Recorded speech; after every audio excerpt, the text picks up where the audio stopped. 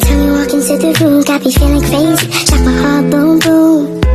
Any other boy would stare, but me I look away, cause you're making me scared. Trying not to breathe, 1, 2, 3. Selamat pagi, Bu. Selamat pagi, silakan masuk. Silakan duduk. Terima kasih, Bu. Saya senang sekali bertemu dengan Anda pagi ini. Pertemuan kita ini akan sangat bermanfaat bagi kita bila Anda terbuka mengungkapkan perasaan Anda. Anda bisa berpartisipasi dan bekerja sama menyelesaikannya bersama. Terima kasih, Ibu. Saya sangat membutuhkan bantuan Ibu. Ya, baiklah. Sebelumnya kita perlu memahami alur kerjasama kita. Saya sebagai konselor dan Anda adalah konselor saya. Selama proses konseling ini, saya berharap Anda dapat membuka hati dan perasaan Anda untuk saya bisa memahami benar apa yang sebenarnya yang Anda rasakan dan ingin Anda selesaikan dalam proses konseling. Saya akan menjamin kerahasiaan pembicaraan kita dan berharap bahwa Anda dapat menemukan makna positif dari pertemuan konseling kita. Ya, Ibu. Baik, saya dapat memahami bahwa ada beberapa hal yang ingin Anda diskusikan hari ini. Jadi, kalau Anda sudah siap, mari kita mulai diskusi kita. Baik. Memang ada beberapa masalah yang saya alami antara saya dan orang tua saya. Itulah mengapa saya berada di sini sekarang. Sebenarnya saya malu membahasnya. Saya merasa tidak pantas untuk menyampaikannya pada orang lain. Jika Anda merasa sedikit kurang nyaman untuk membahas masalah ini bersama orang asing, baiklah, saya memahaminya. Ya, tapi saya memang kesulitan mengatasi masalah ini sendiri. Ya, saya dapat memahami pikiran Anda. Kalau boleh memilih, saya tidak ingin membahasnya bersama orang lain. Namun demikian, saya memahami bahwa saya perlu masukan dari sudut pandang orang lain. Baiklah, saya rasa memang di awal saya selalu mengatakan bahwa memang terasa kurang nyaman untuk berbagi rasa dengan orang asing, terutama untuk masalah yang sangat pribadi seperti itu. Bahkan saya pun tak bisa berprediksi bagaimana perasaan Anda setelah ini.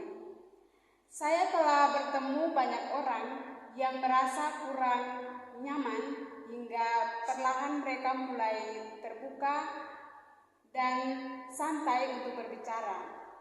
Semoga setelah beberapa waktu Anda merasa lebih santai untuk berada di ruangan ini. Saya harus setuju dengan Ibu. Ya.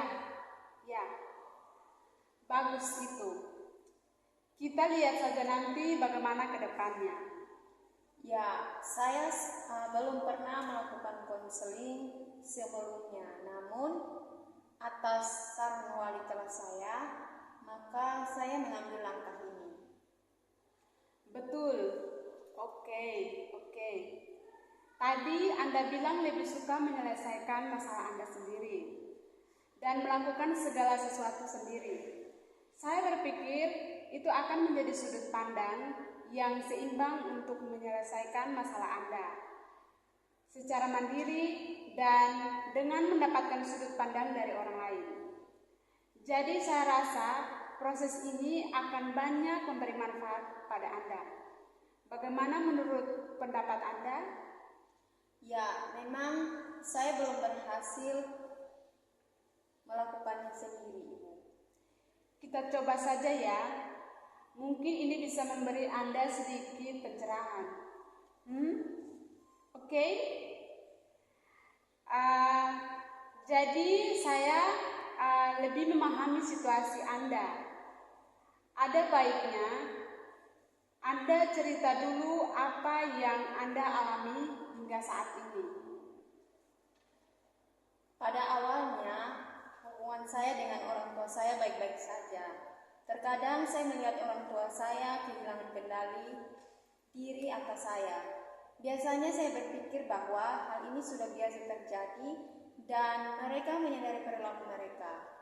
Tapi akhir-akhir ini kondisinya agak berbeda.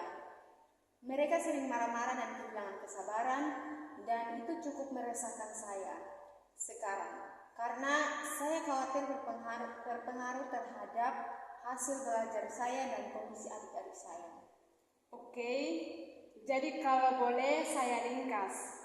Orang tua Anda menjadi lebih sering marah, tapi Anda masih bisa meredakan dan menyenangkan emosi mereka. Tapi belakangan ini, orang tua Anda menjadi lebih mudah tersinggung dan emosinya menjadi lebih mudah meledak-ledak. Anda khawatir pengaruhnya kepada diri Anda dan adik-adik Anda. Ya, saya baru kelas 2, saya belum tamat.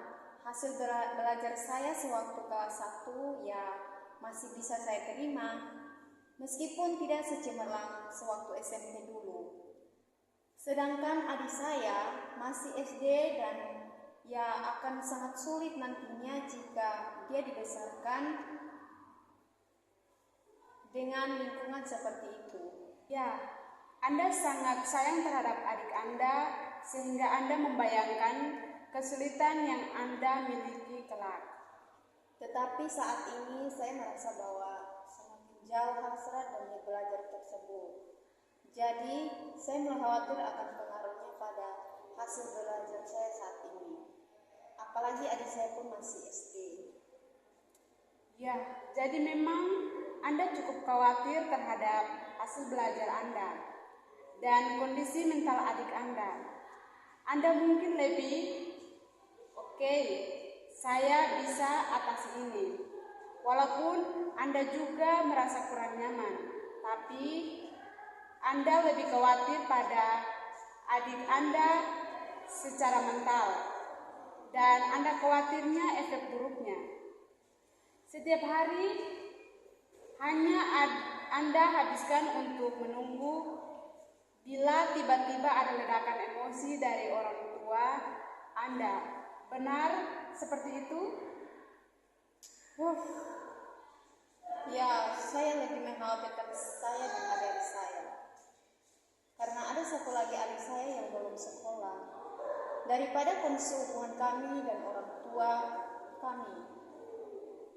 Oh ya, oke, teruskan. Jadi, penting bagi saya untuk melakukan apapun yang saya bisa untuk menyatukan semuanya. Oke, ya. Bagi saya semua itu untuk menyelamatkan mereka. Tapi perhatian besar saya pada adik saya yang belum sekolah. Karena sebelumnya ada beberapa kejadian ketika dia berhadapan langsung dengan ledakan kemarahan dari bapak saya. Dan sejak itu saya merasa sangat khawatir akan dirinya. Saya terkesan dengan upaya Anda untuk memperhatikan adik-adik Anda. Dan Anda ingin mengutamakan mereka.